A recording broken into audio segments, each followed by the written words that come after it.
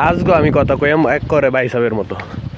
বাইসাব কইল করে ডাইরেক্ট যে ময়মনসিংহের ভাষা। ময়মনসিংহের ভাষা বলতে আমাদের এখনো আয়াফরেই আমাদের মানে যে আপনাদেরকে কইতে হইব এরকম কথা, এর লেগেই আয়াফরে এই কথা।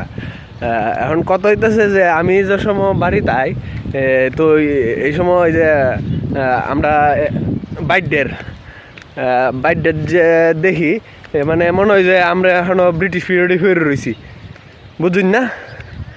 মানে এখনো গরু ছাগল হাঁস মুরগি সব কিছুই সাইরে তো মানে উন্মুক্ত পরিবেশে আর কি। তা আসলে ভালো লাগে যার আমরা 90 দশকে বড় হয়েছি, বিশেষ করে 1990 সাল থেকে 2005 সাল পর্যন্ত। এরা যে আসলে কিতা কিতা দেখছি এরাই ভালো জানে।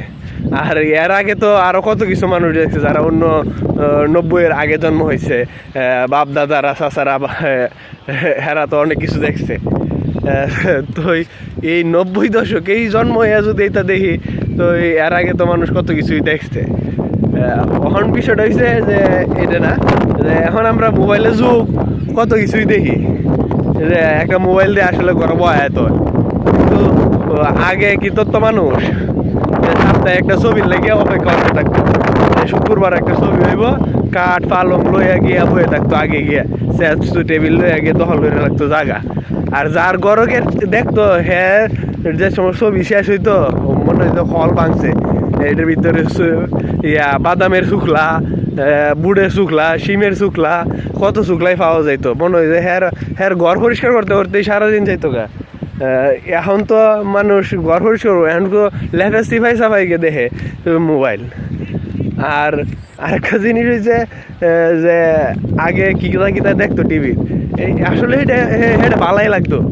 এটা হয়েছে যে আপনার আমরা বিশেষ করে কী করতাম, স্কুলতে আয়া বাটি লইয়া টিভির সামনে বইতাম, বইয়া একটা কার্টুন ছাড়িয়ে দিতাম। ওই সময় তো সপ্তাহে 3টা কার্টুন চলতো। ওই সময় আসলে হিসাবে ভালো ছিল। ওই সময় ইংলিশ কার্টুন চলতো সপ্তাহে 2টা। আর আপনার যে মিনার কার্টুন, এটা তো একটা অত্যন্ত জনপ্রিয় একটা কার্টুন ইউনিসেফের। এই কার্টুনটা আমরা সবাই দেখতাম, এখনও মানে আমার ভালো লাগে এই কার্টুন। আর একটা ছিল গর্জিলা কার্টুনটা খুবই জনপ্রিয়। আর আলিফ লায়লার কথা তো কখনই লাগে না, মানে আলিফ লায়লা দেখার লাগে তো মানুষ প্রতিটা সপ্তাহ মানে অপেক্ষা করতো যে কোন দিন আলিফ লায়লা আইব। এই আধা ঘন্টা আলিফ লায়লা দেখার লাগে মানে সপ্তাহ জুড়ে অপেক্ষা করতো। আর এখন আলিফ লায়লা আধা ঘন্টা ধরে দেখার লাগে না, এখন ইউটিউবে সার্চ দিলেই আয়া পরে আলিফ লায়লা। এখন কিতা কইতাম।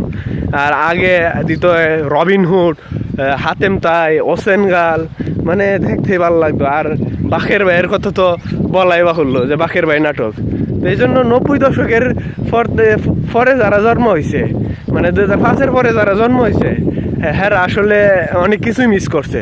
তো এখন অবশ্য আগের জিনিসগুলো দেখতে পারে ইউটিউবে, খুব ভালো লাগে। এটাই জানেন লাগে আপনার দ্বারা আইসলাম শুনছুন, আপনারা ইচ্ছা করে গাড়াগাড়ি করে আপনারাও দেখবেন, দেখতে থাকুন, ভালোই লাগে।